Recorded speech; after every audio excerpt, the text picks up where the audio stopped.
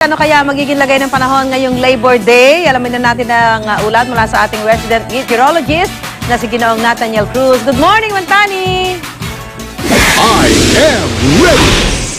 GMA Weather, serbisyong totoo ng GMA News.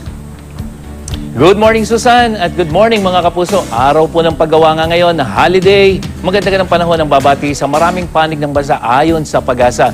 At tanging reads ng isang high pressure area ang nakakapektong weather system ngayon, particular na dito sa may Northern Luzon.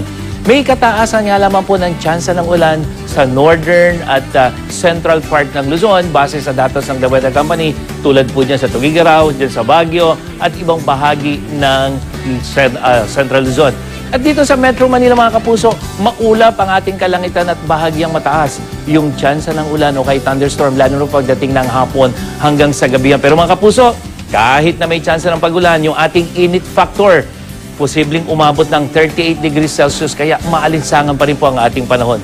Pulupulong ulan naman o kaya thunderstorm ang asahan dito rin sa Visayas, lalong-lalo sa may western section at ilang bahagi ng central part katulad dyan sa may Tagbilaran at sa may Dumaguete. Habang sa Mindanao, higit na uulanin naman ang western side, Dipolog, Zamboanga hanggang dyan sa may Marawi. Pero sa may Dinagat po at sa ibang bahagi ng Caraga Region, maganda ang lagay ng panahon.